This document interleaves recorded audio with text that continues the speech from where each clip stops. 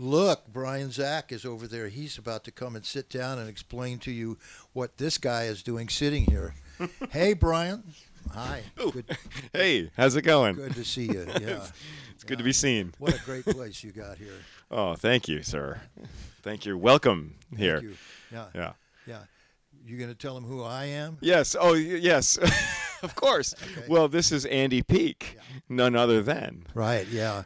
A good friend ever since Brian moved to Nashville here. Yes. Yes. We've Well, shared plenty of laughs already and a lot of information, and I've really enjoyed coming to see Brian do what he does in a number of situations, which are well, about as versatile and yet pop world friendly as you can get. So I appreciate that. it's a great space you got here. Thank you. Yes. Well, welcome. I call this Nighthawk Studio. Is that right? Yes. Okay. Yeah. Yeah. Okay. Well, as long as it's a not Night Hawk Tour studio. Oh no, let's not go there. Okay, all right, okay. Oh gosh. But this is a great facility. You guys can't really tell what all went into this place. And Brian gave me a kind of a run through of all the gear he's got here and how he built the studio. A lot of care went into it. And if you look around the room, you realize how much how savvy he is about what he's doing here. Very impressive and really cool. And he's just a class act, so I got to say. So. Oh, well, that is too kind. Thank you. Underscored what I was supposed was the case to begin with. So, yeah. Anyway, it's great to be here. Well, thanks for coming over, and I'm so glad to be doing this interview with you, if we want to call it an interview or just a, let's just call it a hangout session, like Okay, that's great. hanging out with microphones. Yeah, right. Yeah. Yeah, lots of microphones. We do have, a surplus of them. That's okay. That's great. Yeah. So, yeah. Well, so I haven't mentioned it yet, but you are a drummer, you are a songwriter, you're a singer. How did we meet? What do you remember when we met? I do. I remember it was at a place that is now called the Local, I think. Yes. In Nashville, and it was a blues jam that was hosted by a lady named Kara there. Yes. And, I missed that jam. yeah. It's not. There was They don't have that anymore. lots of good times, and COVID kind of put the schnockers on that, but they still exist to some extent in different places. But had a lot of people that went through there. A lot of really good talent.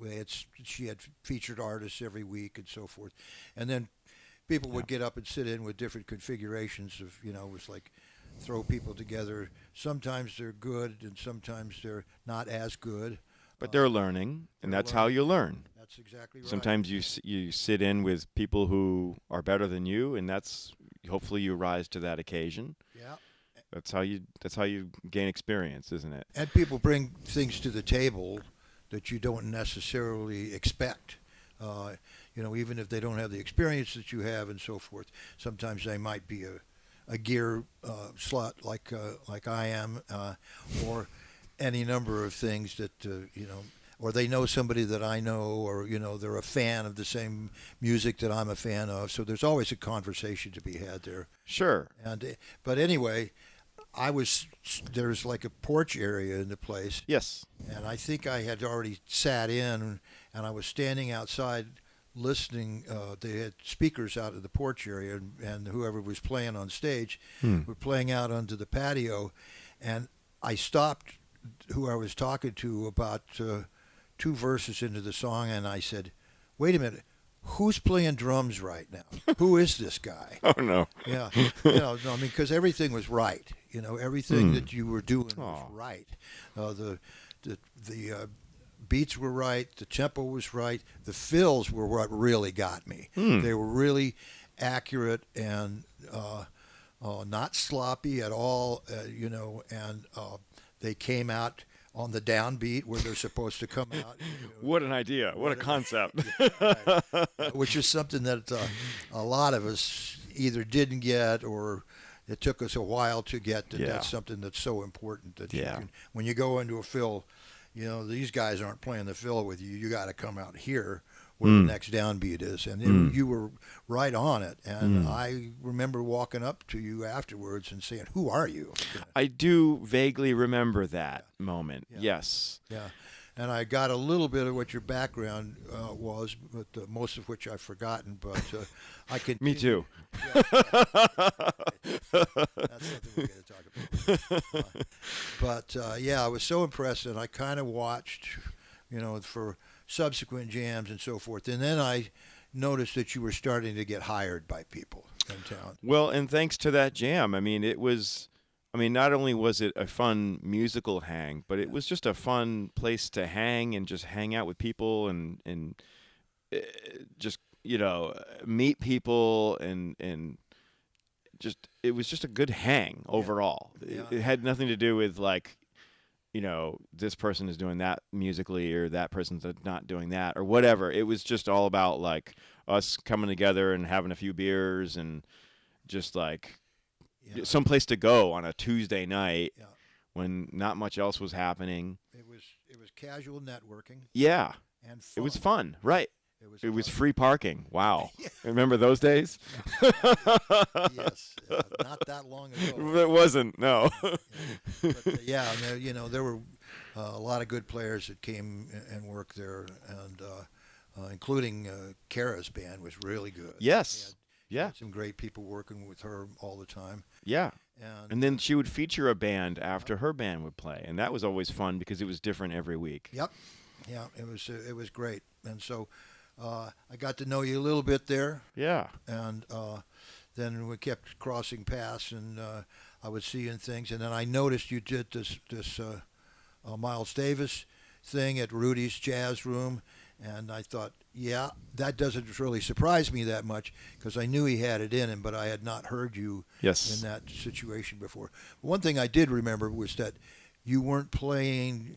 You were as the great bass player Michael Rhodes used to say, you could chop wood.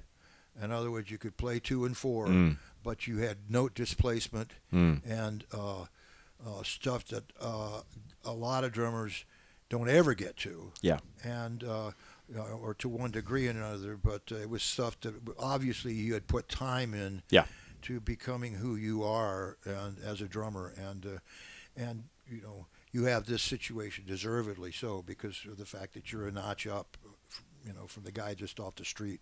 Oh, shucks. Well, thank you once again. It's true. Yeah. I wish I would have had the chance to meet Michael Rhodes before he passed. Unfortunately, I've certainly heard him on records, and I've seen him perform in YouTube videos and whatnot. And, yeah, I never had the pleasure to meet the amazing talent that Michael Rhodes was. I won't get too far off the track with this, but I'll tell you, I used to live in Colorado before I moved to Nashville in the late 80s, and I would go to the Telluride Bluegrass Festival, which there's a lot of bluegrass, but it's a lot of non-bluegrass too. Okay. And the guy that I would go and work there with had an after-hours jam every night after the main shows at the festival, and all the players would come and sit in, and it was the guys from Newgrass, John Cowan and Sam Bush and Bela Fleck, and Vince Gill would come and sit in. Cool. Wow. Michael Rhodes, of course, and that's where I met Michael Rhodes, and I got thrown in on the song that was like a super fast shuffle breakneck thing, and I said, I don't know. So we got through it, and he came over and introduced himself, and I said, thanks, I really appreciate it. You play so great with these guys, and so we buddied up a little bit, and then a few years later, I moved to Nashville. Yeah, well, this is good because I wanted to ask you about how you got here, how you arrived. Right, and there were a few people that I knew, and some of them were from Telluride, from the Telluride Bluegrass Festival. Okay.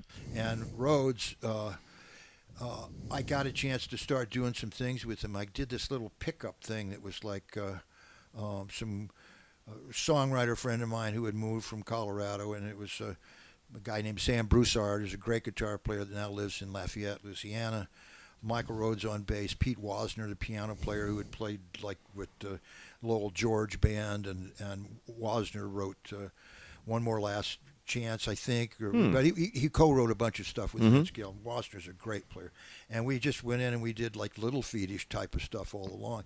And playing with Rhodes was such an amazing thing at that point because it was like I'd never worked with anybody, and he's not fancy, and I've had a chance to play a little bit like Victor Wooten.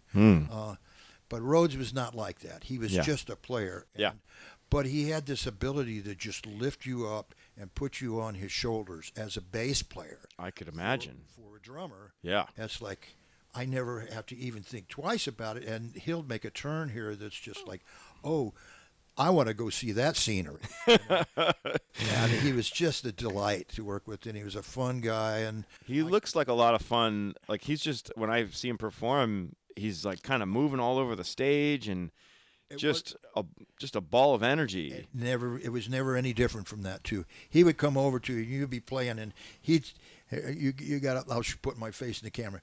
And you're sitting there playing the drums, and he would come in and look at you with his eyes wide open and just play bass, and you're going, right. Am I doing something wrong here? Right. But you realize after a while that's what he does.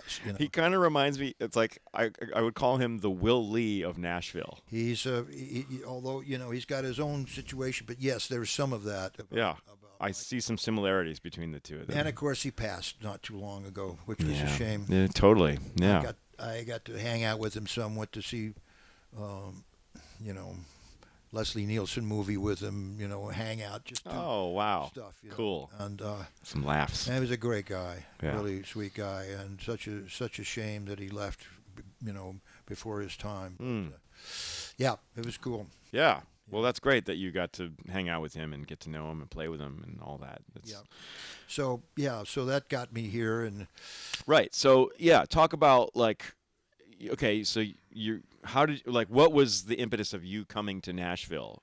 And one of the guys in that band, how did that transpire? That Little Feetish band, Sam Broussard, had played, his claim to fame originally was there was an old pop song years ago called Wildfire that Michael Murphy recorded, and it was about a horse that came down from the Yellow Mountain and blah blah blah, and, in the prairie, and there was a guitar part that went da da da da da da da da da da da da da at the beginning, and Sam played that part, and he became semi famous because of that hook that he'd put at the beginning of that song. Okay. And after he did it, he had moved to Colorado, where I met him and worked in a band. He subbed in a band I was in. We got to be friends. Everybody went their way, but he and another guy from Colorado moved down to Nashville, and they got hired by the pop artist Nicolette Larson, who had a career as a pop artist, and had a big hit called "It's Gonna Take a Lot of Love to Get You Through the Night." It was like you hear it in the grocery store still. I think I've heard that song. Yeah, you'd know it if you heard it. Anyway, she had a career, and she did some stuff like "Baby Don't Do It" that the band did, and she was kind of funky stuff, and she was part of that L.A. thing. Mm-hmm. And she had a couple of fairly good, well-received albums, but just wasn't enough to sustain her, so she got an opportunity to do a thing here with Steve Warner, released a single, made enough of an impact. What year is this about? This would have been late 80s, probably 86 or so. Okay. And so MCA decided to sign her to Nashville. She moved here. She got a management company here. Both Sam and Brian Grassmeyer, by the way, who lives just down the street from us here now, the bass player, got hired by Nicolette, and they called me up and said, we want to make a change in a drummer. I was still living in Colorado. I had just broken up with a girlfriend, and I thought, you know what, this may be my chance to go check something else out. So I moved down, took the gig, and she had a handful of things that were still, fairly cool things, doing some TV promoting stuff for MCA, and we did it like a Alaskan tour and so on and so forth.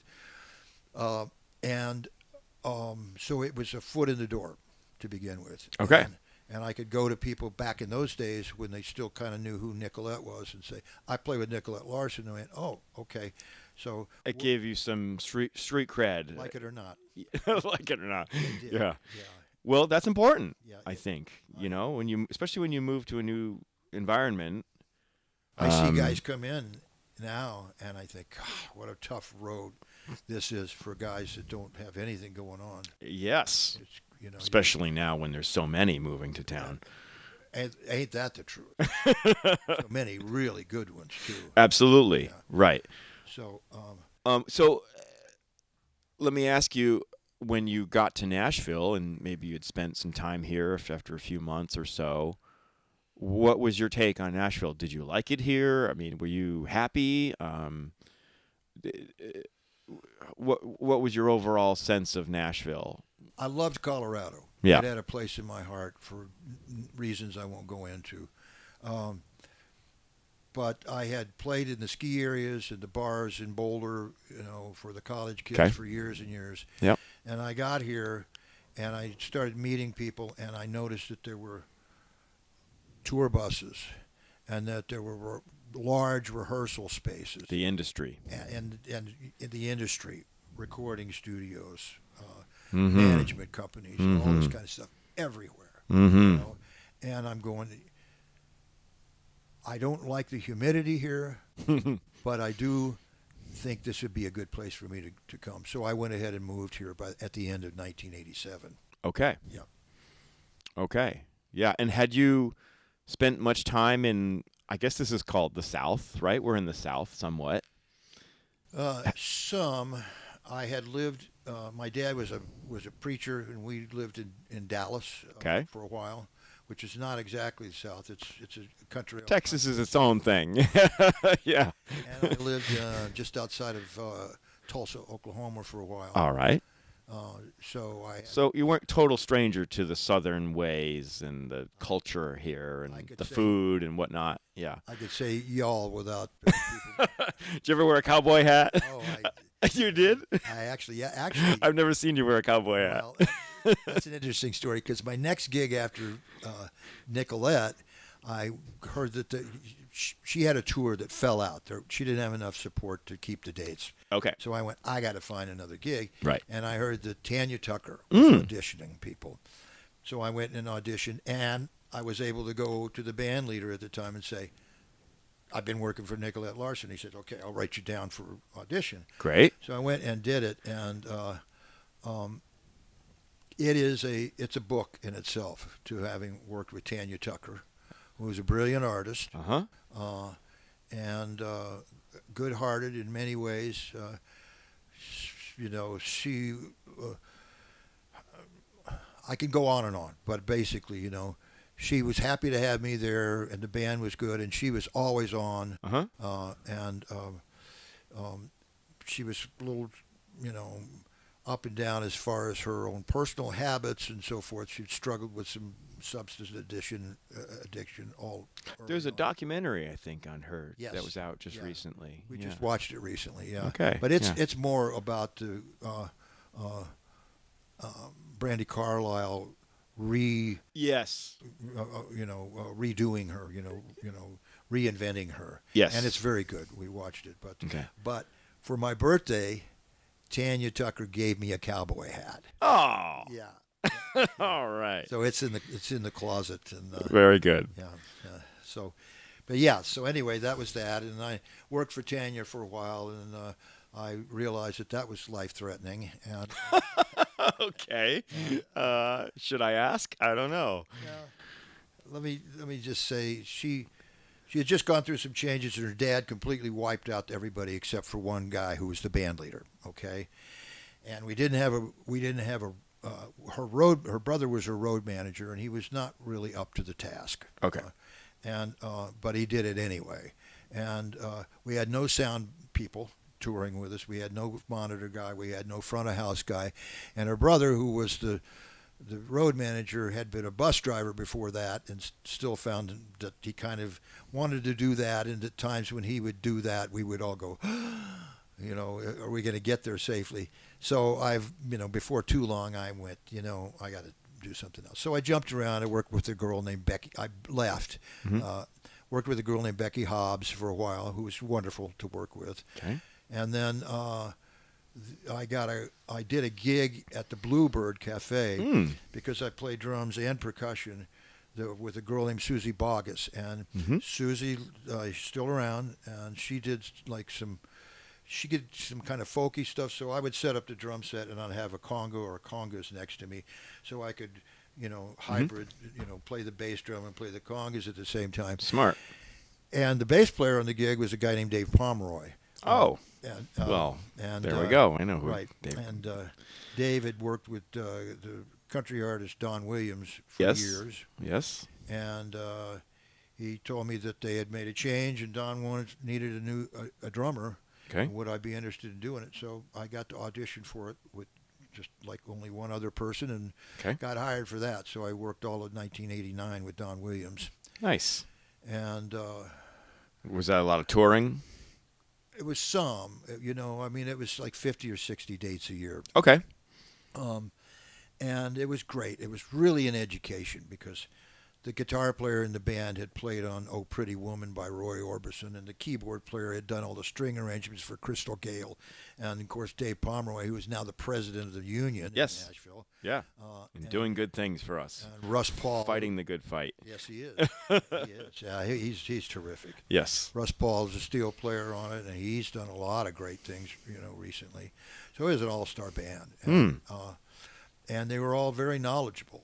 And I had to learn a lot, and I was coming from this rock and roll, Little Feat, Bad Company, pop rock background, and here are all these guys that had played with George Jones and the traditional country thing. Yes, and it really that is a change of gears. It is a change of gears, and I didn't have the background in that. My parents were from the Midwest, but we didn't really listen to much country music in my house when I was a kid. I can certainly. You know what that might be. I know exactly what you're talking about. Yes, yeah. So I jumped into that. Talk about let's see, when you moved here and when you started doing this touring and working with these artists, at what point did you learn the Nashville number system, and how did that sort of come into your playing, if you will? Like, I'll preface it by saying, did you like it? Did you like the Nashville number system? It's a mixed bag. Yeah. For the most part, I've come to like it. You read regular notation too. I did. I do, and I did. I was a music major for a couple of years in college, although I left before I graduated. Okay. But I did take 4 semesters of theory and sight singing and all that kind of stuff. Great. So I think that's really important when being introduced to the Nashville number system. I think having a good theory background really takes you a long way. It does. And on top of that, I'll go even back further. My mom was a church organist and pianist. And we had all kinds of music. We had Broadway, we had Ahmed Jamal, we had Ray Charles, we had the Beatles, we had all these different things in our household. Yes. And she sat down with me one day at the piano and said, "Let me show you something here." And she went up a C scale on the piano. Yes. Da da da da da da da da. Major scale. And, yes. She said, this is the first note. This is the second note. This is the third note in the major scale. It's your first theory lesson. My first theory lesson and my first number system. Yes. Lesson. Basically. Because at that point, you're looking at a number chart that says 1 4 1 4. Okay, your bass chord is based on that degree of the scale. Exactly. And so I understood the concept right away. Yeah. What I had to get used to was the nomenclature that everybody that varies. As you know, yes, you've been in situations where somebody handed you a chart and you went, I'm not 100% sure what this means here. Yeah. Yeah. Yeah. But because that's true. There's no real standard for it. No, close. There's for some things, but other things it's a little more signature. A lot of variation. Yeah, that's for sure. Yeah. So I like to ask that question because, for me, I had heard of the Nashville number system prior to moving here to Nashville, but never really knew what it was. Never really gave it much thought. And if anything, having gone through music school like I did, it was scoffed at in a lot of circles, So when I finally moved here and I said to myself, Yep. It's time to learn the Nashville number system. So I'm not the only guy in the room who doesn't know how to read one of these charts. Yep. And I learned within about a week. Yep. And I was like, where has this been my whole entire life? Because, boy, I sure could have used it up until now, Yeah. And, and the main difference is, I went to a soundtrack recording at Universal Studios one time with a friend of mine who was a drummer, and it was like a TV show, and it was him on drums, a guy named Willie Ornelas, and the bass player was Leland Sklar. Oh. And as you went down the list, it was all heavy hitter Los Angeles guys. All right. And when I got there, they handed these charts out to these guys, and they went, blah, blah, blah, blah, blah, blah, blah, okay, boom, And I'm going, oh my God, these guys read that well, and they did. Yeah. Yeah. But it was very specific. Okay, and that's the point I'm going to get to, because when you get a Nashville numbers chart, all you've got is a block. That's right. It's a number. It's a major or minor. It's a frame. Right. Right. And you decide what drywall to put in and what to put on the wall. Okay. Right. Yeah. Having just spent a bunch of time talking about your studio here. Well, it's highly interpretive. Yep. And I think maybe that's what I like the most about it. Right. Because it's up to you to create the magic. You get to play to your strengths when that's the situation. I agree. Yeah. I love it. Yeah, because so often you get something, especially on the drum kit, where you get drum set notation and you're like, good Lord, what is this? I'm not going to play that. What were you thinking? Right. And at that point, you either say, you called the wrong guy for this, or I'll do the best I can with it, or why don't you just let me give it a shot and put in here what I think should be in it. Yeah. So you've got those three and maybe a few other variations. Mm-hmm. But Nashville, as you said, is great for that. That's why you said, what's the deal?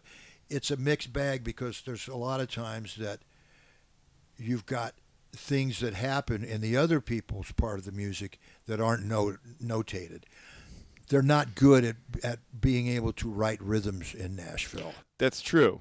The guys, that came out of the hills of Kentucky, they know what the degrees of the scale are and how to count to 4. Sure. But then again, they're not writing Tower of Power charts either. No. But, so if you get a pattern that's, for instance, da da da da da da da, that's hard to notate in a Nashville numbers. Don't know how to notate. That's right. So right. So it's valuable to have that in your background. Absolutely. Absolutely. Yeah, you couldn't agree more with you on that. Mm-hmm. So yeah, like I said, it's a mixed bag. Yeah. Yeah, for some things it works great, and other things less so. Yeah. And that certainly is. Yeah. Now, where did you go to college? I went to Ithaca College School of Music up in upstate New York. Yeah, somebody knew what they were doing up there, I'll tell you that. Sure, yeah. I mean, it's a great school. I studied with Gordon Stout, world-renowned marimba player. Okay. He's retired now, but I think he's doing a thing up in Pasek coming up this fall. Is that so. right? Yeah, he's still performing and putting on clinics and what have you. I'll talk to you about that after the interview. Okay, all right. Got a connection at Pasek. I wanted to go this year. I was planning on going, and as it turns out, I got hired to do some touring after all. So every year I've missed it, just because I'm never around. He had it in Nashville one time. Oh, wow. Years and years ago. But I got to sit front row and watch Vinny. Oh my goodness! Oh, that's just a dream come true. I mean, it was a mixed bag. It was a dream and a nightmare. Oh, sure, okay, well, I feel that too. Right, went home and cry yourself to sleep. What did he just do? Right. What am I doing with these sticks? Put these down. Right. Well, you're a lot closer to that than I am. None of us are even remotely close to him. Yeah. But yeah. So anyway, So Pasek. So you and you studied primarily with that person. What was his name? Gordon Stout. Okay. I mean, I studied marimba with him and various other ensembles that we were part of, percussion ensemble, and of course I went through the ranks with the symphonic orchestra and the concert band, and played in the jazz band and all that. So my lessons were focused mainly on classical percussion quite a bit, as far as scholastic, Yeah. boxes to check Sure. off. Yep. But through and through, I'm a drum set player from the beginning to the end. Yep. And so I didn't have a lot of instruction on the drum set per se. I did have some from various teachers, that other professors that I got to work with in the studio. Rob Bridge comes to mind. Anyway, but mainly what I would try to do especially with my lessons with Gordon, is because the lessons were so focused on musicality and phrasing and dynamics and bring this voice out and that sort of thing. I would take those lessons and try to apply them to the drum set, and almost think of the drum set as a marimba, if you will. Wow. Or like some sort of a keyboard instrument. Yeah. And bring that to the drum set and go, okay, so if this pattern is like this repeating thing, that should not be the loudest voice. Right? The loudest voice should be the active voice, that's the melodic voice that's moving around. Yeah. And so if you take the concepts and you just, remove them and put them over on the drum set, that's kind of what I would do, and use phrasing, dynamics, and if you're soloing, you don't always have to start and stop on the one. Right. Little things like that that really enrich your playing. Right. Well, you don't have to, but mind you, I've lost the rest of the band while doing that, but you have to be careful with who you're playing with sometimes. This city is so interesting this way because, when I first moved here, there were a lot of good wood choppers, 2 and 4 guys and so forth.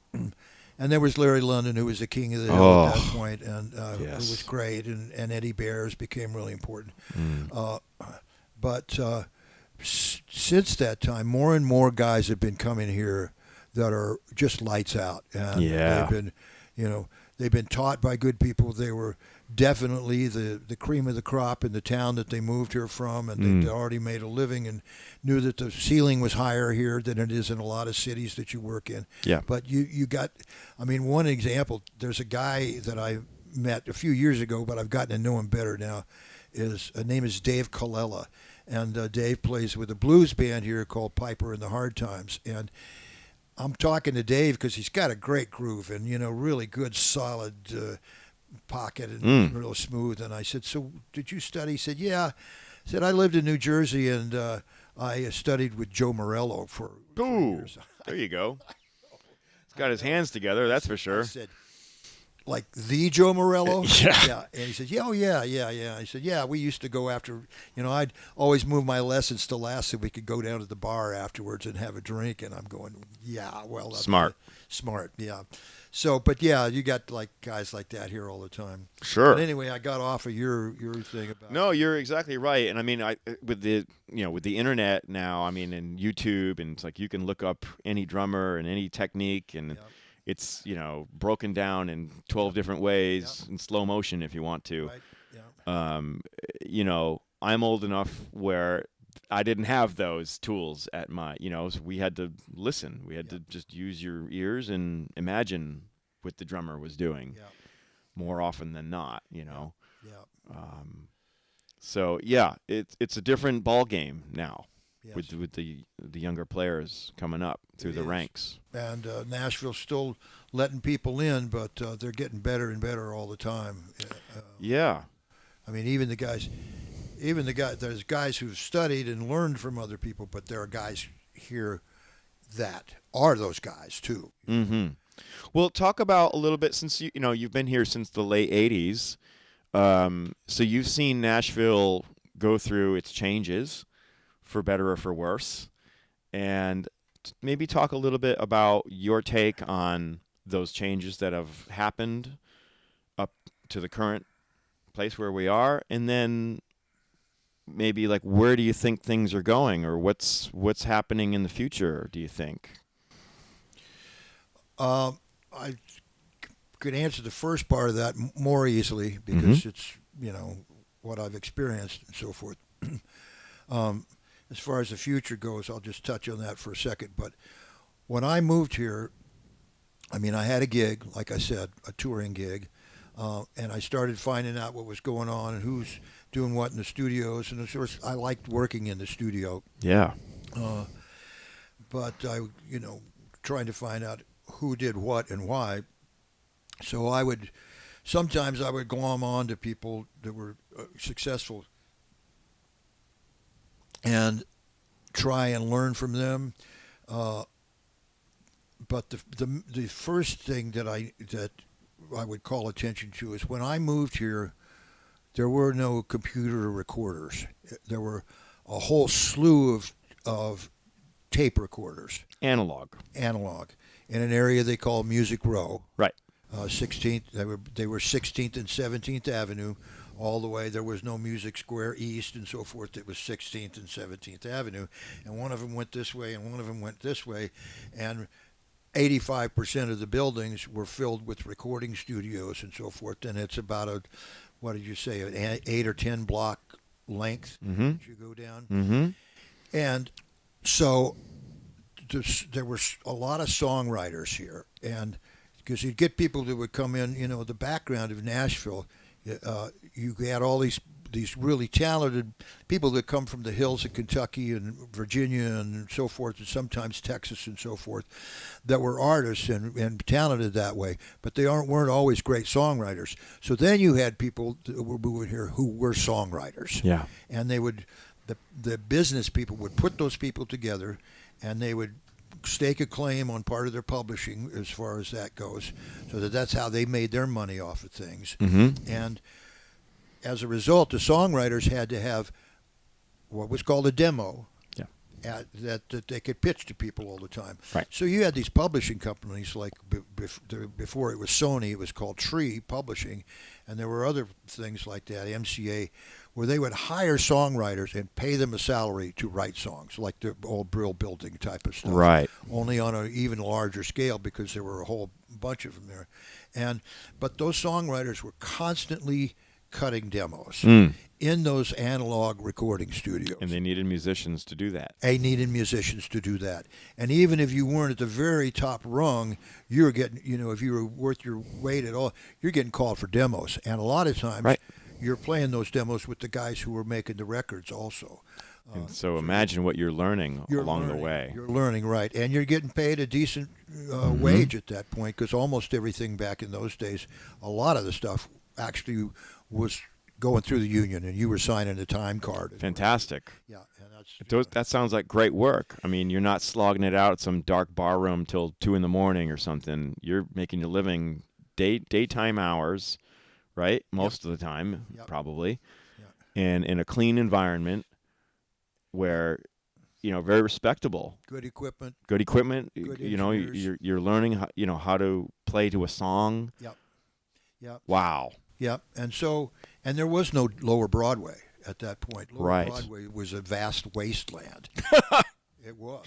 It sort of still is. In a different way. Yes. But there was no place to play, and nobody paid anything at all. Yeah. There were, cheap beer halls and porno rooms and stuff like that there. But there was nothing at all like what there is now. But in the 90s, everything started to drop off, and when the computer world Pro Tools happened. Pro Tools and home computers and all that stuff they started sorting everything out, getting rid of the bad digital sounds and improving on everything like that. That the publishing money started to drop off. Now, in parallel with that, you got Nashville building the Bridgestone Arena downtown, right next to the last 5 blocks of Broadway up to the river. Okay. And then you've got the Titans. Yes. Building a stadium right across the river. Then you've got all this other stuff that's starting to happen downtown where people are going, oh, this is kind of a cool place to come. You know, before we go to the game, we can go have a drink. Oh, Tootsie's, that's a place. Oh, the Ryman Auditorium. They renovated the Ryman during that period of time. Okay. Which was really a big deal because then you got a really quality place to play for 2,000-seater. Well, and it used to be the Opry, didn't it? It was the Opry. So it's the historical just alone. I mean. So all these people are going, hey, I can make some money off of this, you know. So the bar started hiring musicians. They still weren't paying very well, but the musicians realized that they could create a culture of asking for tips while they were playing, where you could actually go downtown and you could make $80 to $200 in a shift. And if you did that 3 times a week, then you're kind of making a living at that point. Yeah. And meanwhile, the publishing money is disappearing down there. Okay. Right.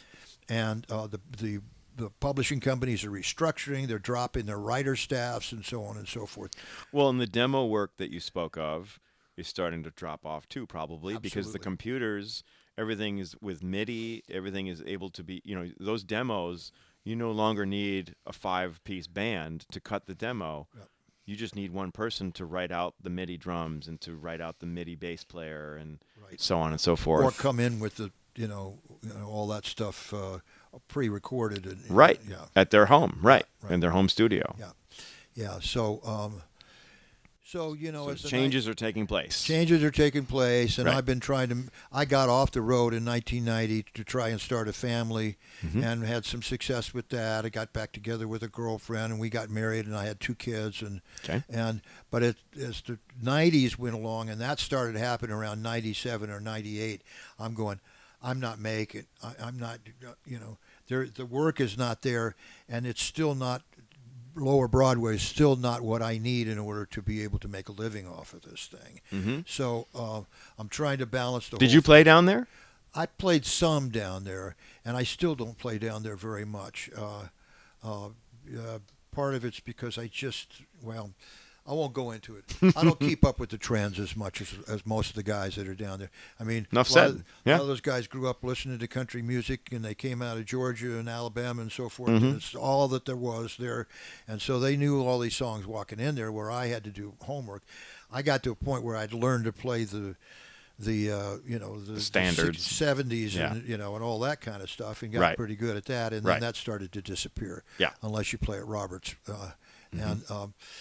So late 70s came, and Michael Rhodes, who we mentioned earlier,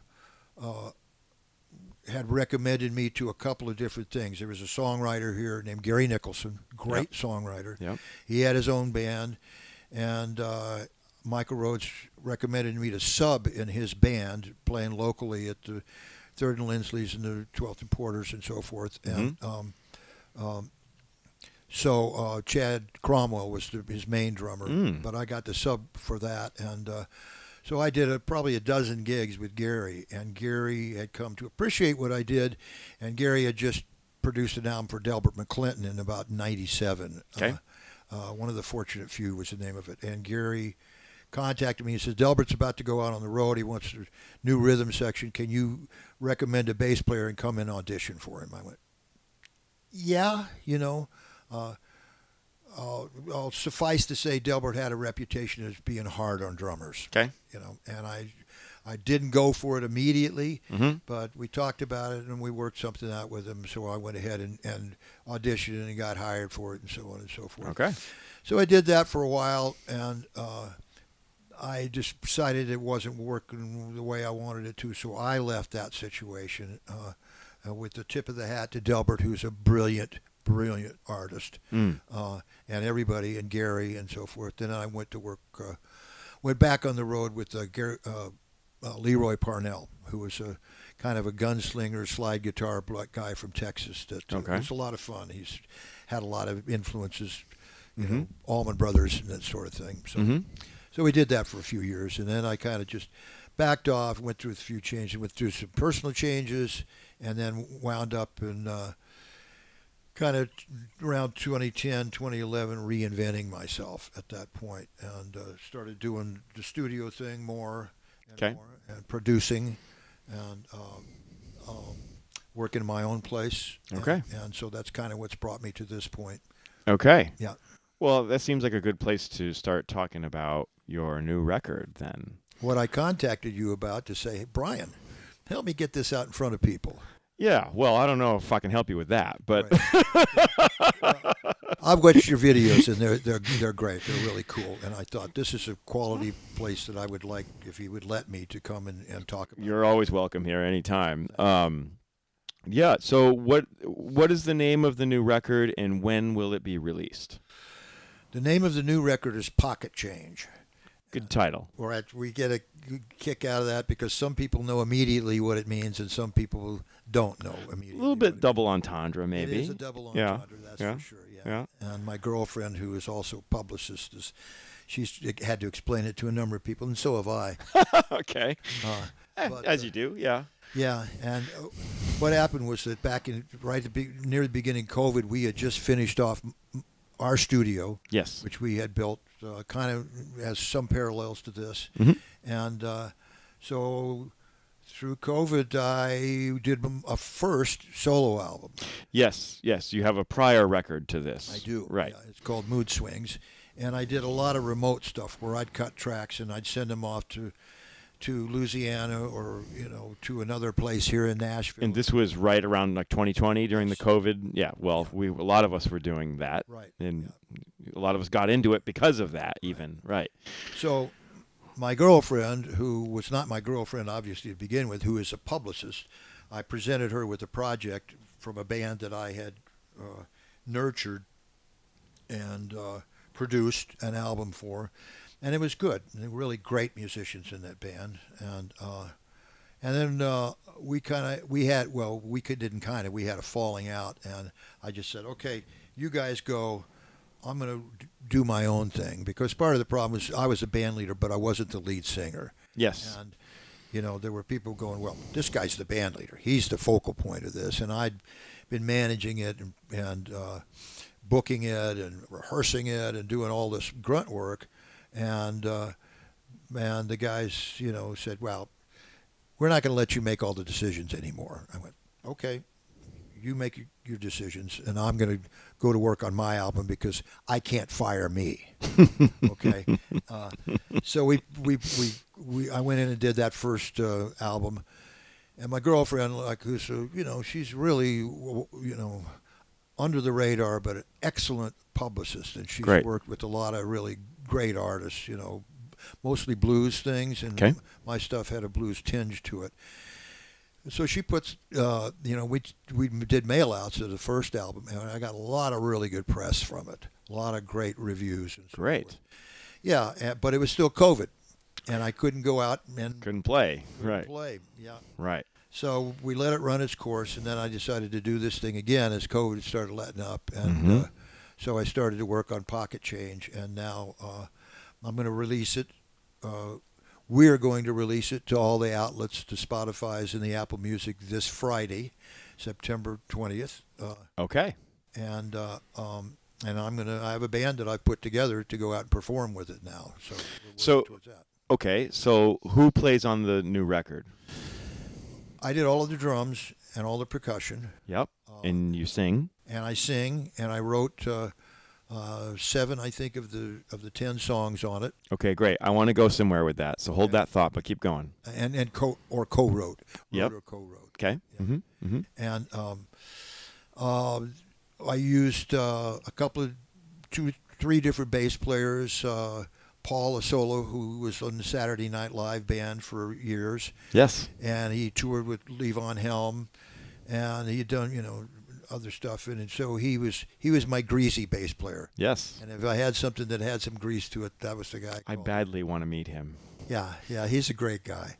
And then used Bob Marinelli a little bit, who had played with Beth Hart for years and done some country gigs. And I used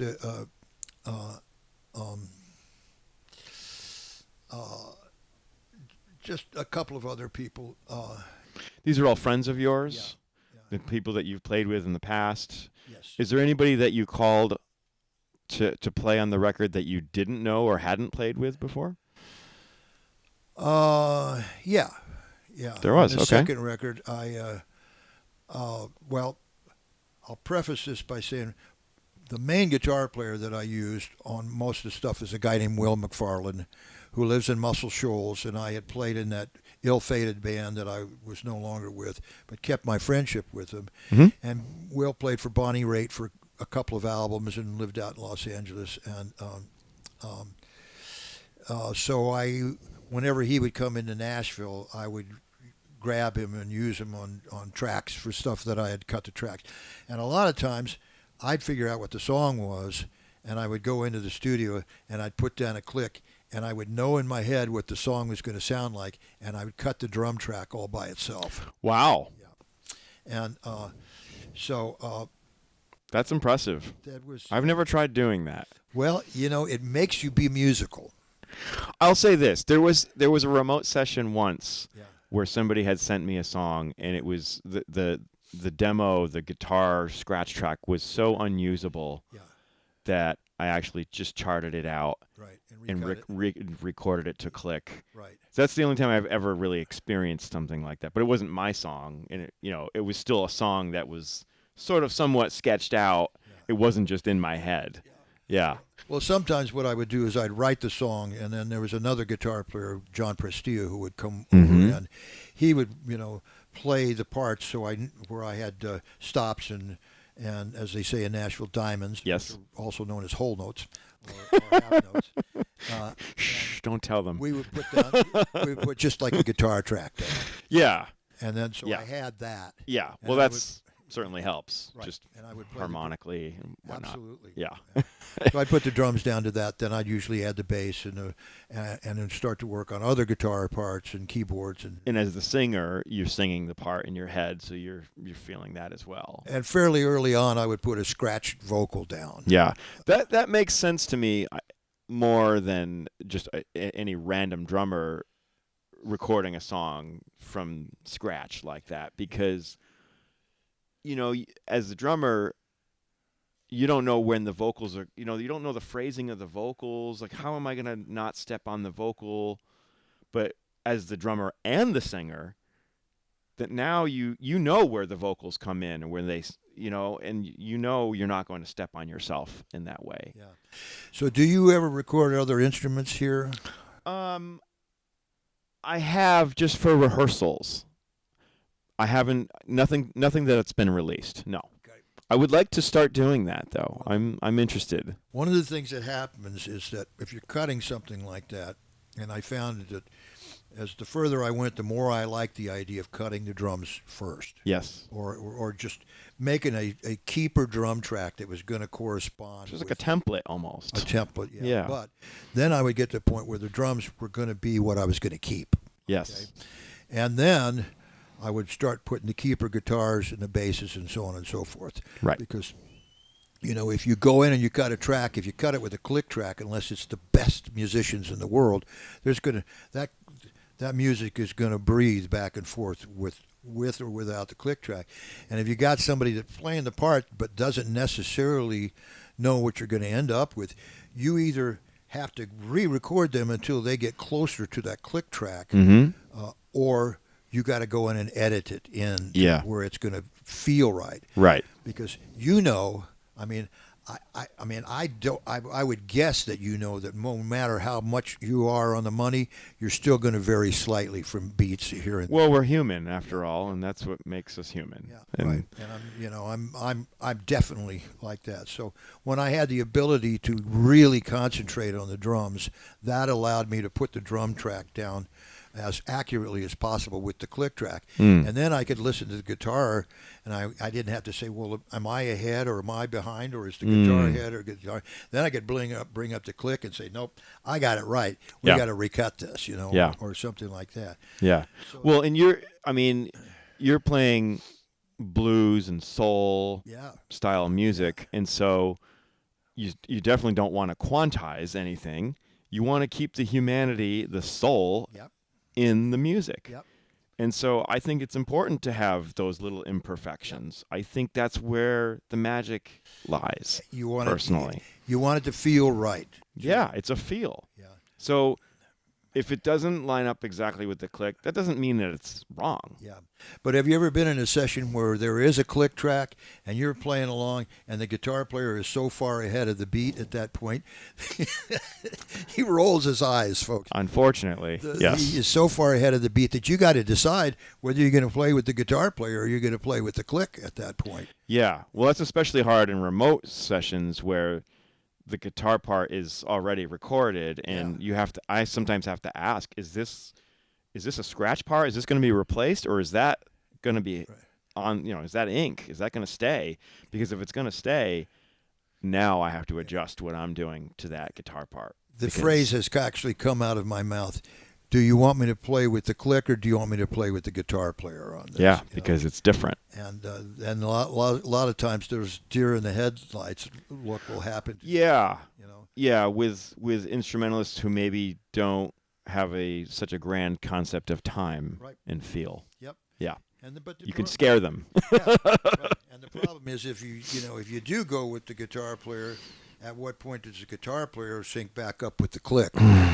So it's something that is unique to us as drummers. Yes. That we have to deal with. And when you get into higher levels, and you got people like Brent Mason, and Michael Rhodes, and so the A-listers, right? They know that's their responsibility to not have to absolutely. They're as much a timekeeper as we are. Yes. Right.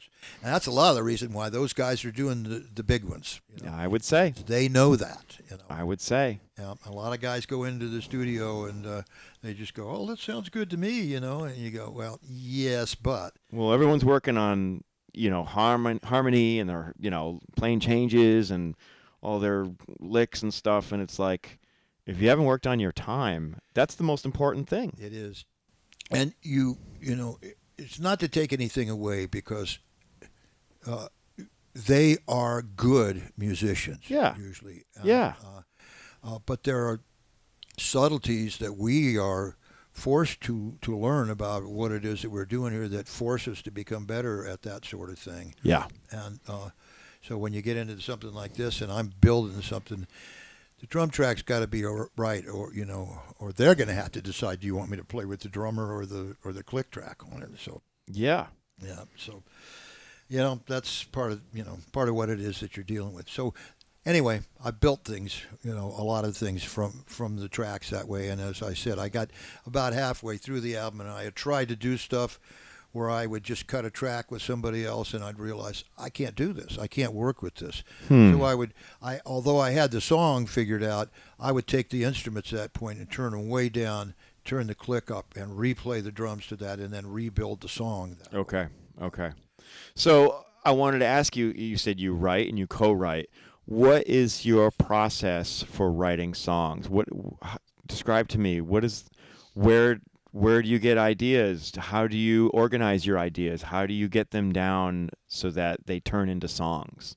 I struggle with this, so I'm really interested in your process. Well, finally somebody asked me that question that I want to answer them on it, okay? Okay. Because I get, when I do, a fair number of interviews and in relation to releasing this thing, and there's so many times they'll say, where do you get your ideas? How do you write your songs? For me, a lot of the times, I write my songs based on the groove of the song. Interesting. Yep.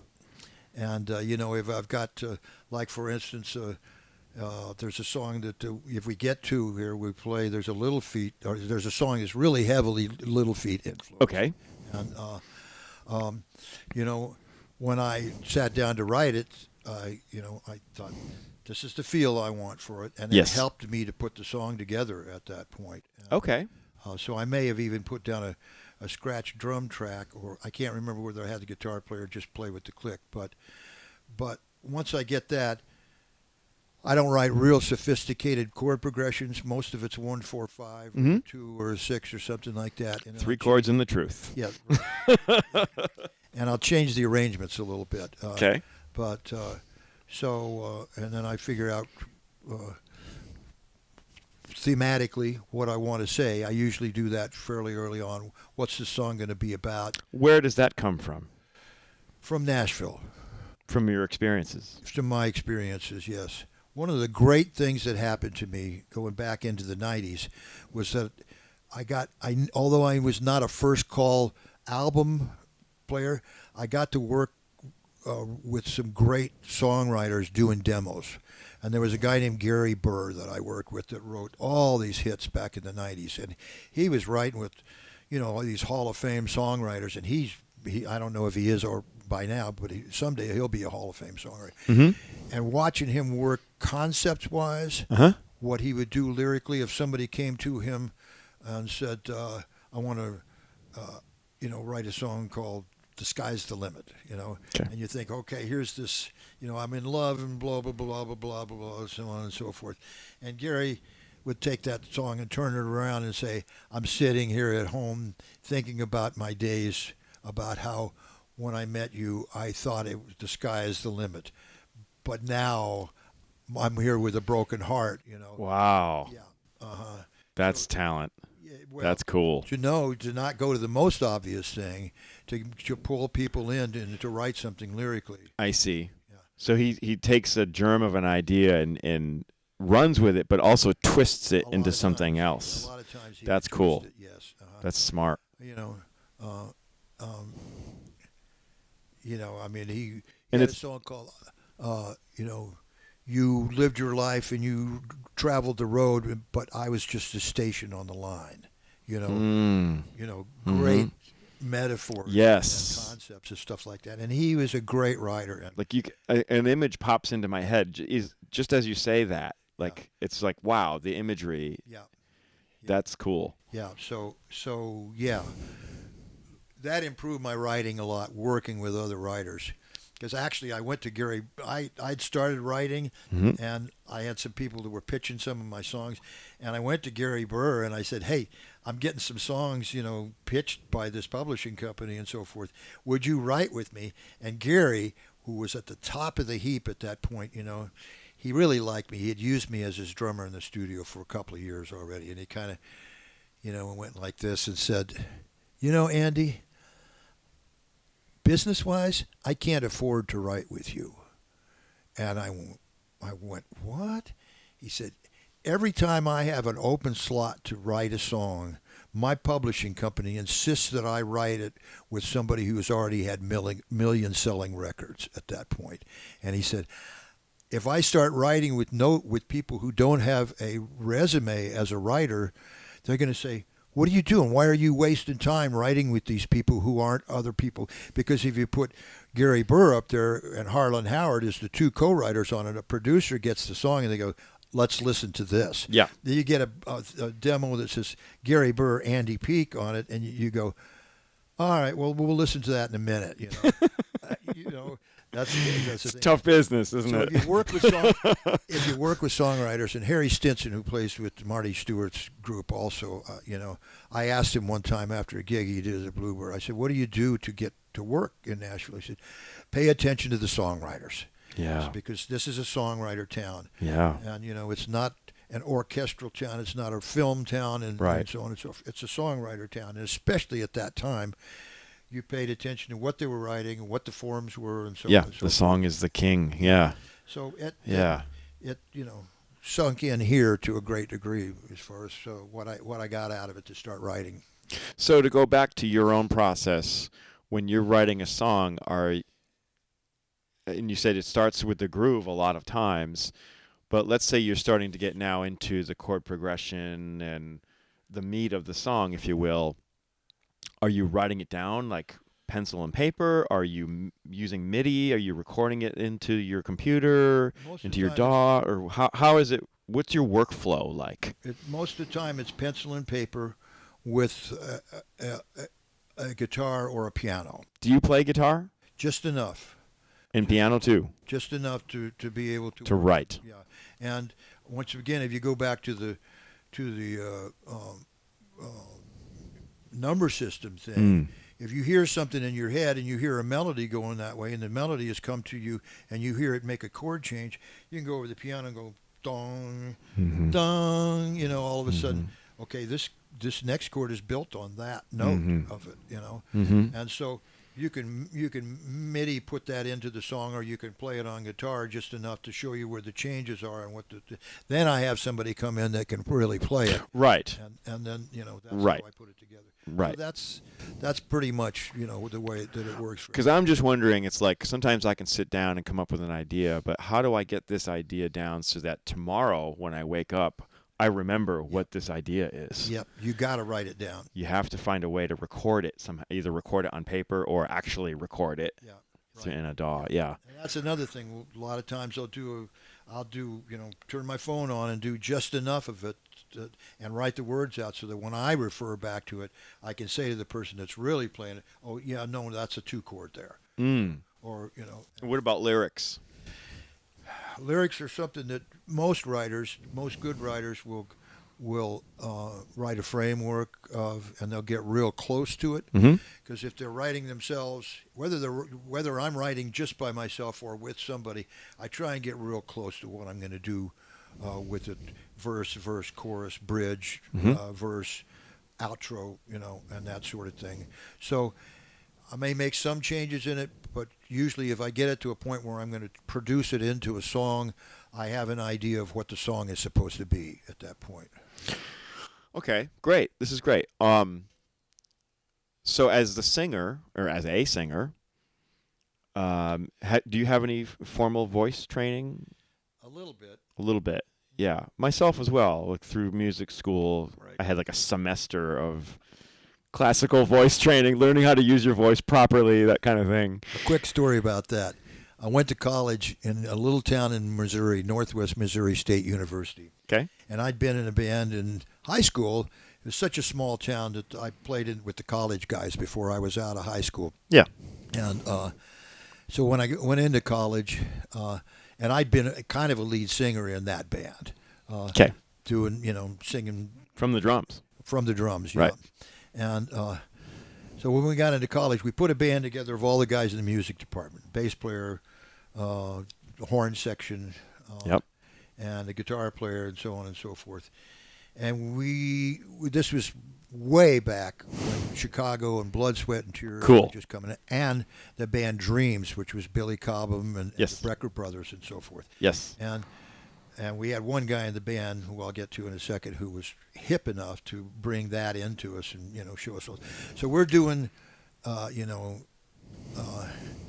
Lucretia McKeevill and You Made Me So Very Happy. It's my dad's music. I grew up on that stuff, though.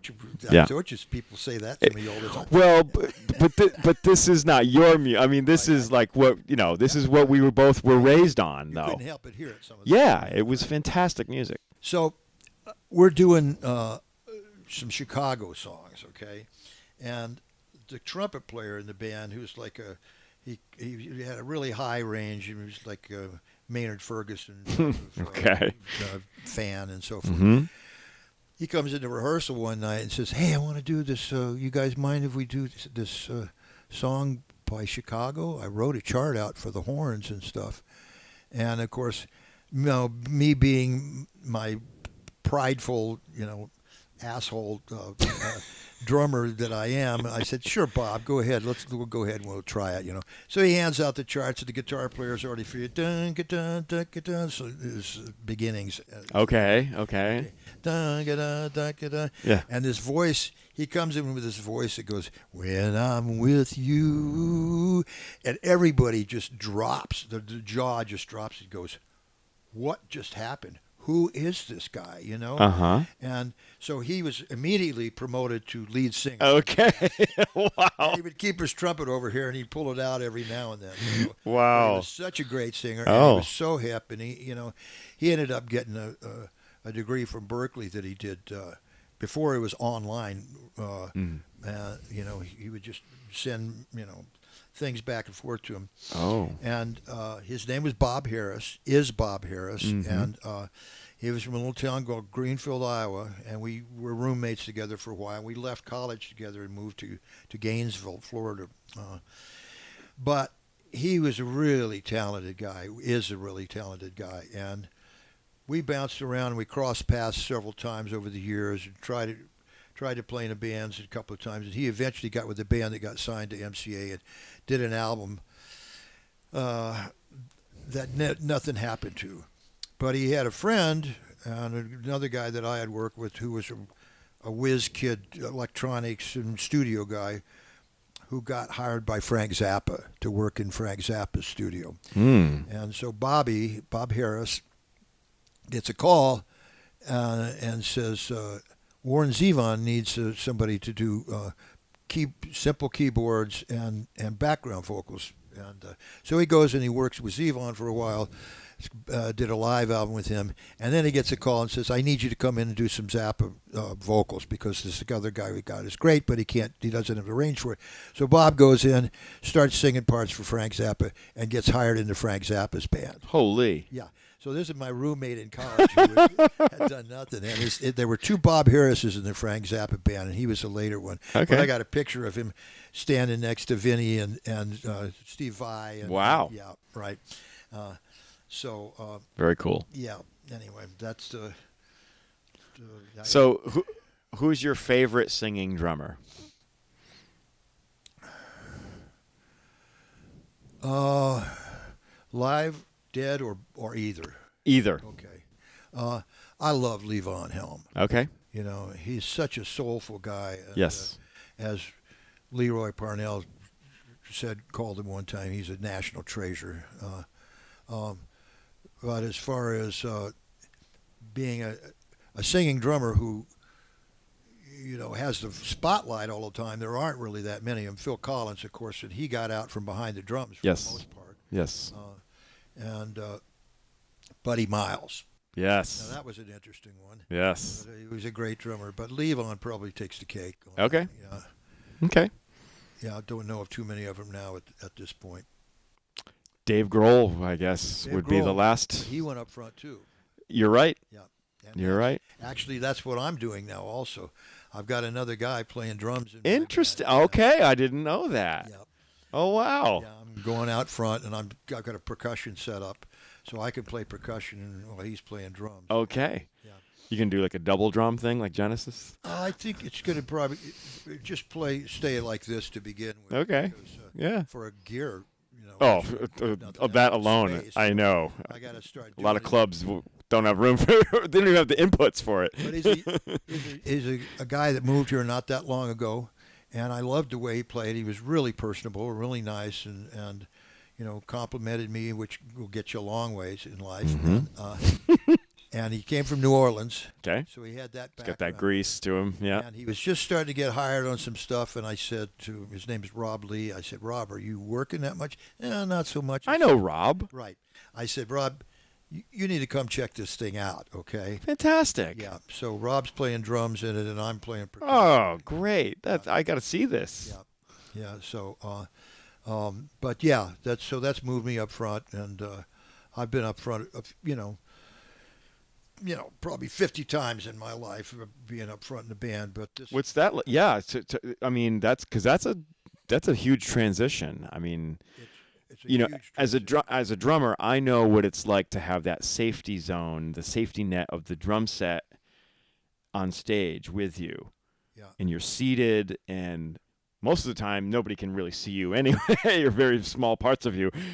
But now you're moving up front, and you don't have anywhere to put your arms, and that is a whole nother ball game up there. What do you do in between? How do I act? How do I connect with the audience? That's a big deal, and that's one of the things that I'm going through at this point. Yeah. So having the percussion there helps.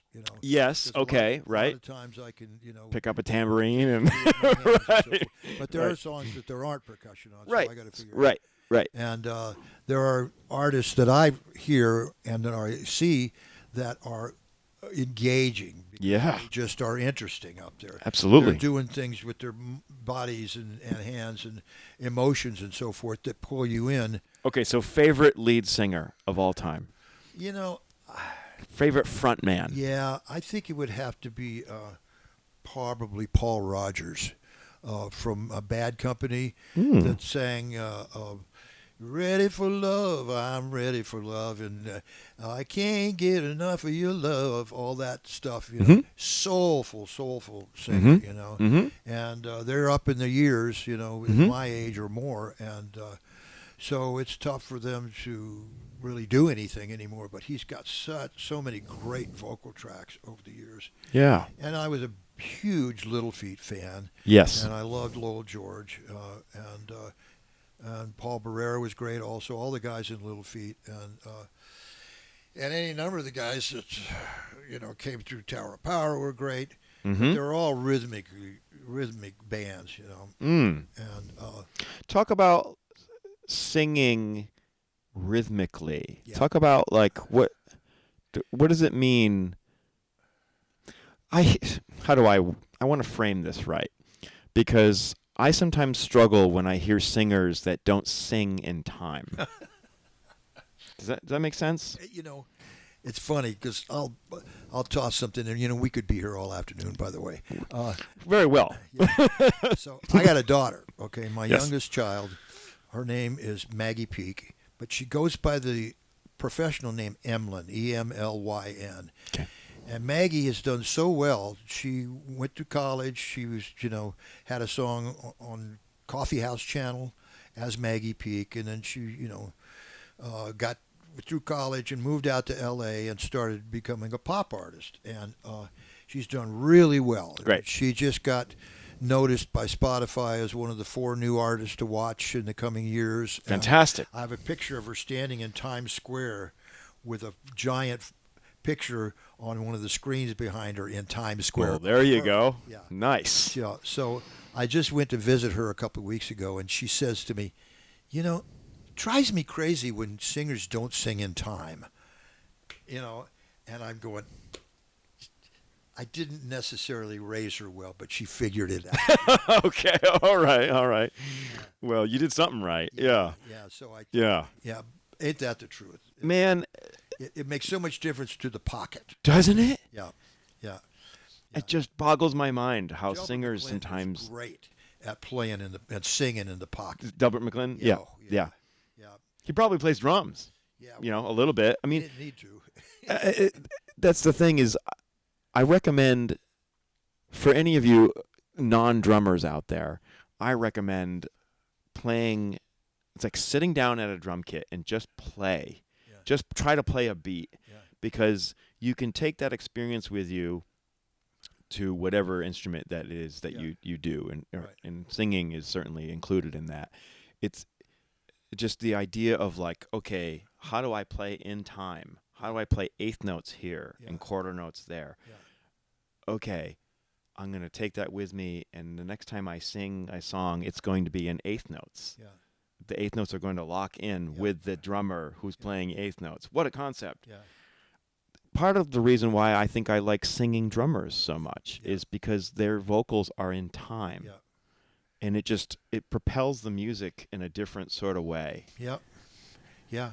And it's harder to sing out of time when you're a drummer Yeah. than it is to sing. Yeah, in to time. float over, right. Yeah. Yeah.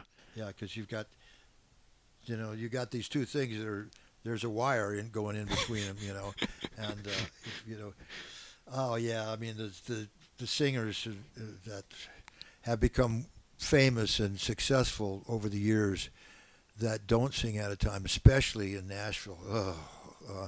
Yes. It really loses me, Yeah, the back phrasing sometimes. Yeah, not having that pocket there. Yeah. Really, yeah, I agree. I couldn't agree more with you. But that's interesting that you would bring that up. And it's funny that Maggie, when I was talking with her, it just kind of came out of nowhere, and I thought, this is wonderful because it's not anything I ever have to talk with her about. Right. She came up with that all on her own. And she said, I'll usually sing it till I get it right, rather than use the Pro Tools to move Right. it. Right. Fly it around. Right. Yeah. Yeah, because there's more feel. that goes into it. Absolutely. Absolutely. Yeah. So that's, Just the breathing part of it is in time. A lot. Yeah. If you listen to like somebody like Michael Jackson in his vocals, and yeah. it's all perfectly in the pocket. Did you ever sing in a band? Not lead. Yeah. I mean, occasionally, but I mean more BGVs than anything else. I'm very comfortable doing that, and I enjoy it. And you sang like in your college choir type of thing? I did not. I was too cool back then, and I so regret feeling like that. Yeah. I so would have done that. Yeah. knowing what I know now. Right. But I sang with my family band when I was growing up, and I sang with my garage band in high school, and ever since then, and just always, I always felt like more part of the music if I was able to sing harmony parts. Yeah. Yeah. My mom was a singer, so I grew up listening to that. Yeah. But yeah, it's yeah, I think it makes you more musical, even if you don't do it regularly. If it's not your focus, I worked all of this time since I've moved here. And I'm worked for years, and I never got to the very pinnacle, but I am a working musician. Absolutely. And, more often than not, because I don't play very intricate stuff. I admire you because you went past where I did as far as what you could do on a drum set.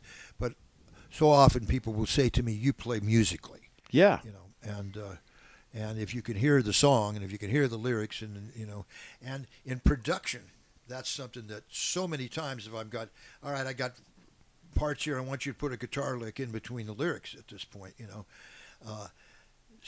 most of the time, the guys that are really good at it know how to drop those things in there without stepping on the vocals. Right. Right. Even on a fill, if I go to do a fill on the drums and they're finishing out a vocal phrase and I'm stepping on that with the fill, I go, I can't, Yeah. I need to save this fill for another time if I'm going to do it, Yeah. What a difference it makes. Absolutely. Yep. Yes. And it could be the difference between us getting hired and not getting hired in those situations. Yeah. Yep. For sure. Yep. And I was the singer and the drummer on my album, so I got to, although I would rehire myself, I would fire myself on a regular basis.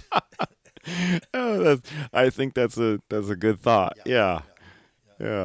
So yeah, that's interesting. That's all great stuff that you're talking about. Yeah.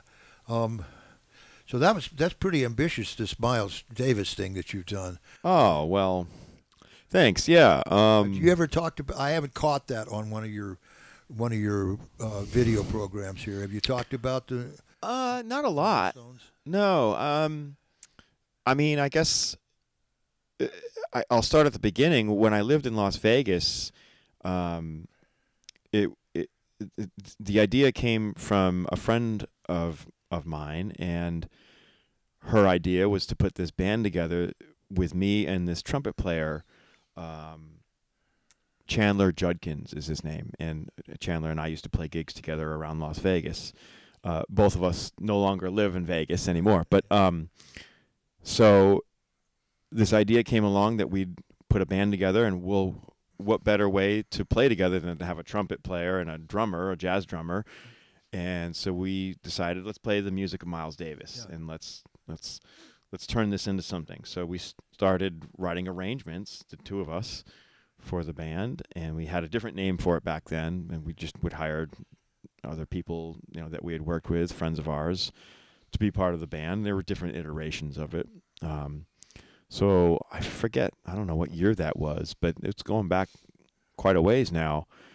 Anyway, fast forward, I left Las Vegas, moved here to Nashville, and after about a year or so, I really missed playing that music again, and thought, well, geez, I've got all these arrangements made, and it's really something that I'd like to continue doing. And at that point, I'd been here about a year and had met, some guys that I thought they'd be a good fit for this.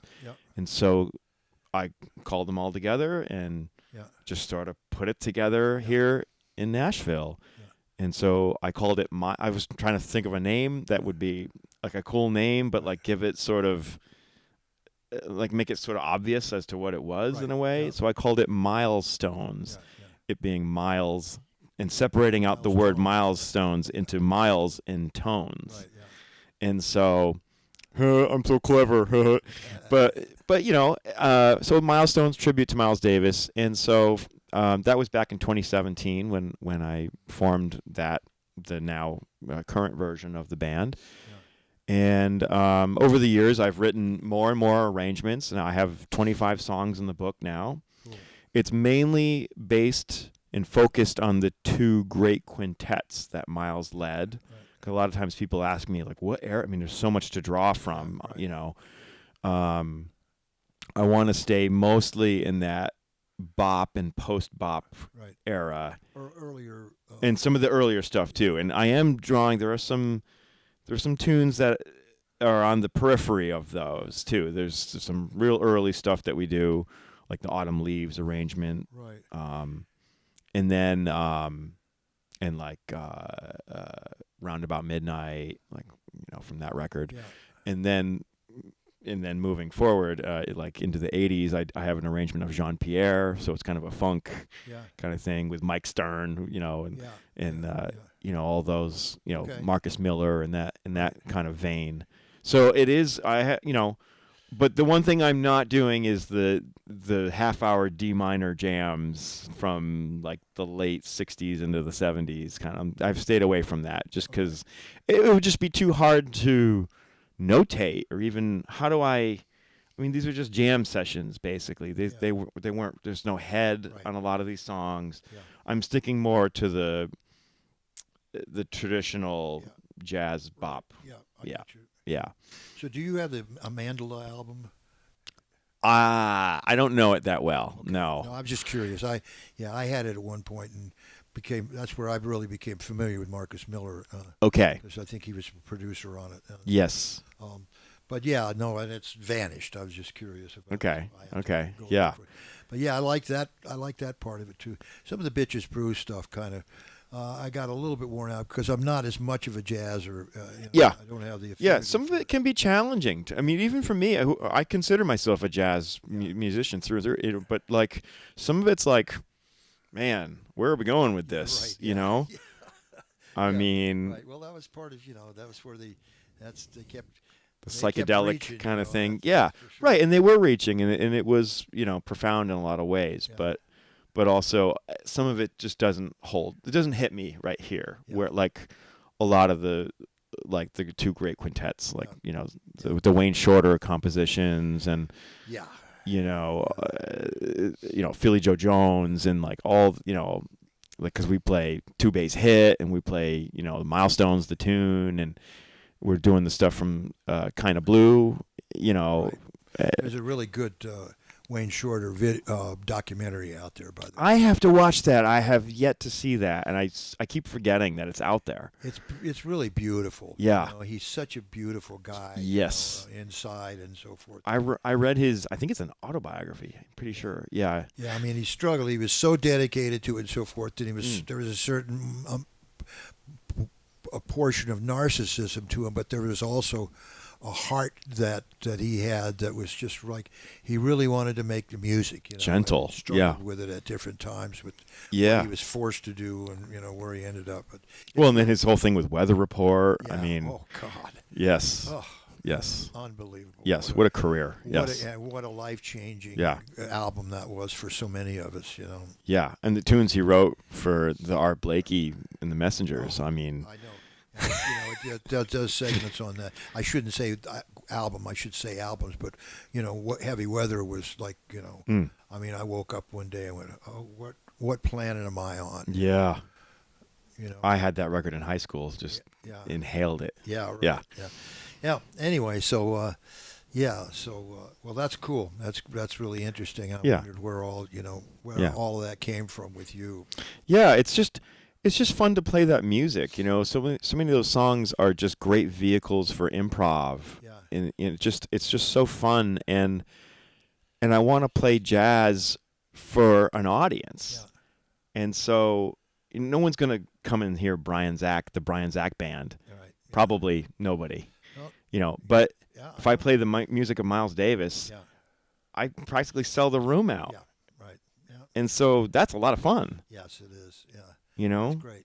Really cool. And if you do it at a level that, you know, I'm taking the arrangements, lifting them right off the record, so it's familiar, you know, to the audience. When they hear us play, they hear the record. Yeah, right. only it's live. Now, is Steve Herman doing that with you? Steve most Herman of the time? plays yeah, and I know he played on your record, didn't Yes, he? did. Yeah. Yeah. Both records, actually. Okay, yeah.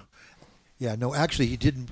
He played on the band record, Big Shoes, and Okay. and then he played on this most recent one. Okay. But yeah, he's he's about as good as they get around here. That's Yeah. for sure. Yeah, he's wonderful. Yeah.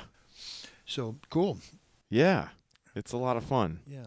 I hope to take it to, like, I'm trying to find ways to make it more of an educational thing as well, and maybe bring it to schools and universities.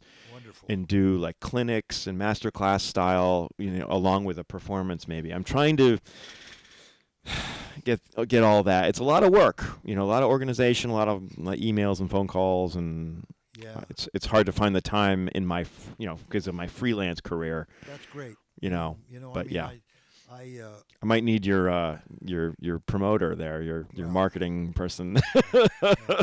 that's not her focus, but she could help you to figure out where to go. Yeah, sure, yeah. But yeah, that's cool. Yeah, I mean, I recently, my fingers in so many different pies. One of the things I do is I do some sound reinforcement. I have, twice a month gig I do at a drug treatment center where I bring people in and run sound for them. And then I've been doing sound for the drum clinics. The drum clinic. I've seen you. Closet, right. Yeah. And that's great. And there's a clinic coming up with Rich Redmond. You know what? They've postponed it. Oh. They had a date for him, and they've moved it now. They may have rescheduled it, but he got called to do a video with Jason Aldean that day. Oh, wow. So, okay. Well, I talked to Daniel about it a week or two ago, and they were looking at rescheduling. They may have. So, yeah, I need to check in with him about it. But yeah, what a great clinic he gives too. Yeah. He's so shy. Rich, if you're out there, we love you. Yeah. Oh God, we really do love you, Rich. They broke the mold for Rich Redmond, and that's a good thing. Yeah. Too. Yeah. So anyway, do we have time to play a song? Oh gosh, yes, yes. Let me pull that up real quick here.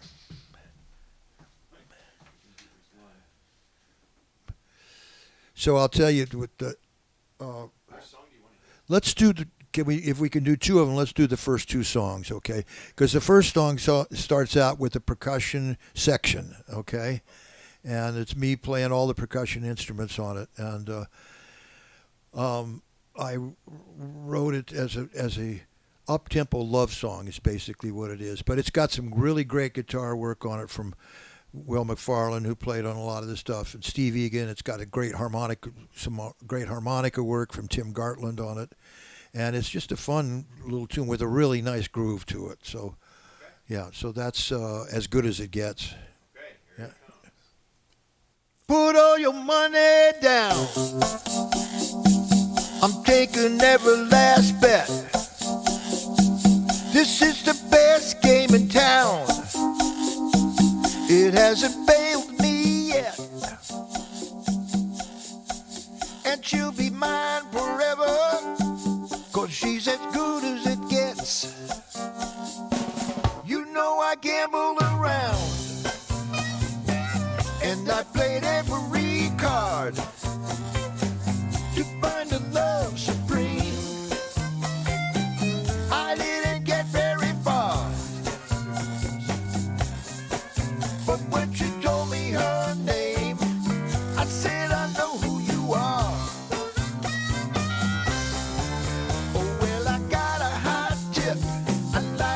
Chances to feel so right. Now there ain't no lies or freaky dances. It's just good loving every night.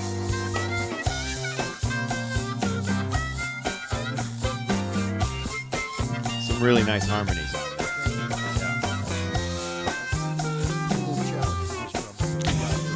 I think you did.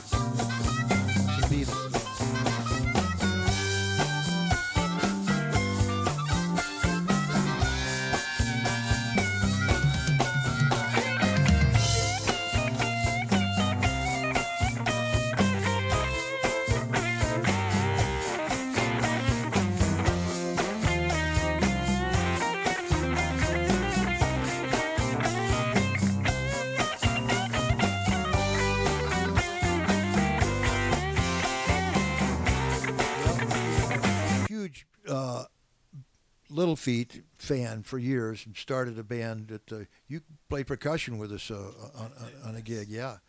And yes.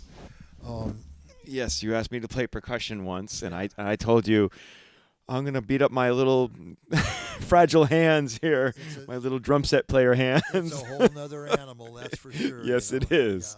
Yeah, so I learned it.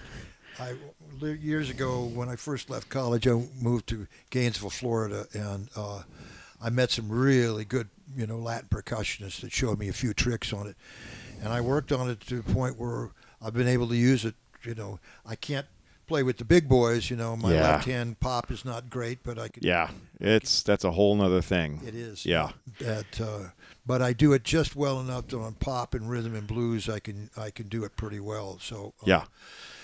So I carried that into this. So that's what's that one. And there's conga drums on several of the songs on this album. And then the second song that we'll play a little bit of is it's called The Scuffle. And, okay. And what's a scuffle? The Scuffle. I'm glad you asked that question, which you probably already know the answer. I do, but I want our listeners to know. Here's you got a rock beat that goes straight eighth notes. Straight eighths, yeah. Right. And then you got a swing beat that's right. The traditional shuffle rhythm. Traditional shuffle, or right. That, right. Depending on what you play with your right hand, it's a shuffle or it's a swing beat. Right. But then there's a spot in between. That's about this big. Okay? Here's your straight eights and here's your shuffle, and there's this area in between. Yes. That you can go. Yes. Where it's got a little bit of swing to it. And it's magical. And it's magical. And it's got its own vibe to it. Absolutely. Yeah. And not easy to play because it takes a drummer who understands both the straight eighth and the shuffle swing eighth note. Yep. And to have a grasp on both of those to really put it somewhere in the middle and make it feel good. Yep. And I think it started out when everything was swing back in the 50s, and then people wanted to start playing straight eights, and then you had a guitar player that could only play and a drummer who's playing. Well, rock and roll, right? Yeah. That's where it all comes from. And if you listen to, like, for instance, Johnny Be Good, the original, Chuck Berry stuff was there. Like you go. And so we tried to come up with a word for it. So somebody quoted the phrase. I think it was Stuart Zeff came up with the phrase "scuffle." Who came up with it? Stuart? There's a guy that used to live here that's played with War and a bunch of different people, and it has this push and pull kind of tug to it. Yep. But it doesn't go. I cut it with a click. Yeah. Yes. So it never goes out of that, but right. It's consistent. Yeah. Right. But it's got this little to it, and you got. It's got a little hump to it. It's got a hump. You hear it in the Chuck Berry stuff. You hear John Hyatt does it quite a bit. Yeah. Bonnie Raitt does it all on a bunch of stuff. Yes. Little Feat. Yes. It's all over. Right. I never heard the term scuffle till I moved here to Nashville. Right. Yeah. And then somebody told me, and I was like, that makes a lot of sense, actually. Yeah. So it's an art form in a sense, and I love to play it. Same. Yeah. And well, let's hear some of it. Okay. Great. Yeah. And that happens to be the name of the song too, The Scuffle.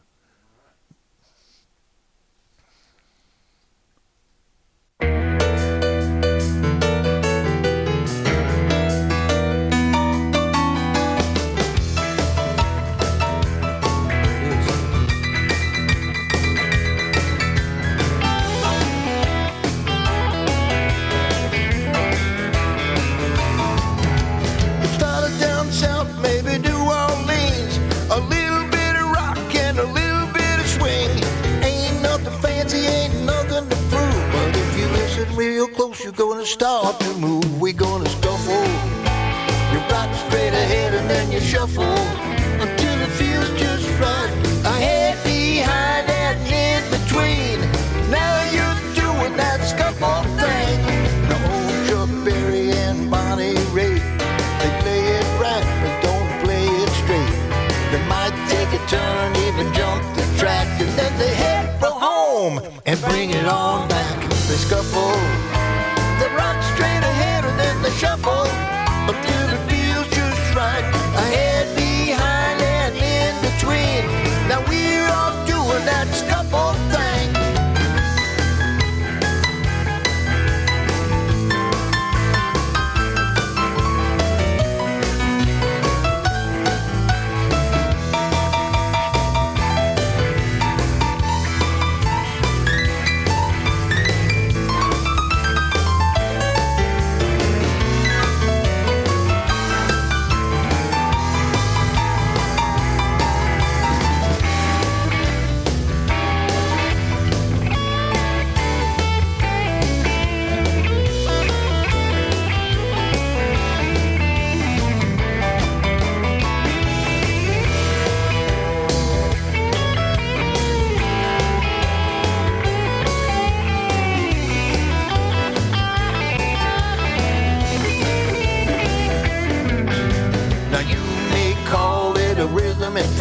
But the feel of the scuffle got... Yeah, so that verse right there, you'll have to go back and get it yourself and listen to it. Is you may call it a rhythm infraction, but the feel of the scuffle's got a strange attraction. Well, you're not wrong there. Yeah.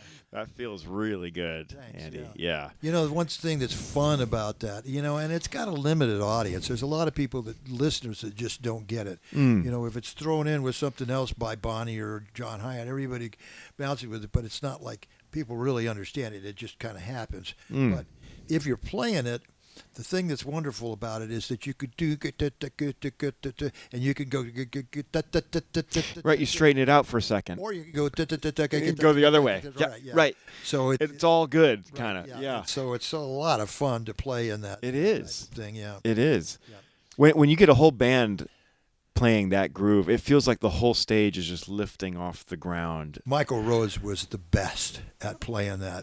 Again, I wish I got to play with him. It would have been so cool. So good. Because he would just drop in these footballs on 1, 2, 3, 4, but it was like, you know, it would swing still, even without grace notes on it. Yeah. The way that he would drop, you know, place those notes and everything, it was just it was really, really magical. And it's a lot of fun to do. So yeah, I've got a couple of songs on this album that have some of that going on it. That man, it's great. It sounds great. Yeah, thanks. You got some great players on there, some great solos. Yeah. Obviously, you know, you've written some great songs, and your voice sounds great on there.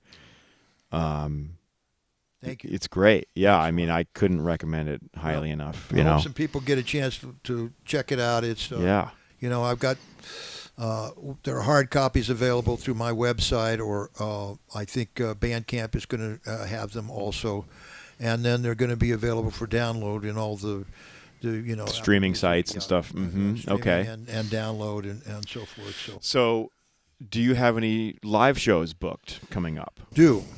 Yeah. We've got like a semi-private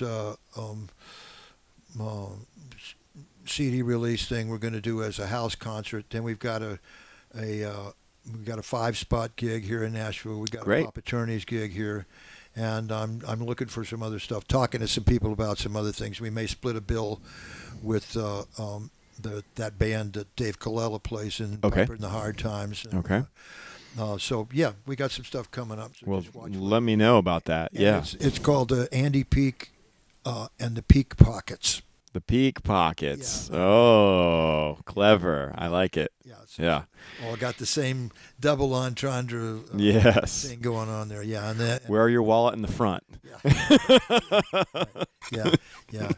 Well, listen, I appreciate it so much, Brian. I know we took a long time here, but it was what a pleasure, it was Andy. A blast. Yeah. Thank you for coming over and sharing all this with us. Yeah.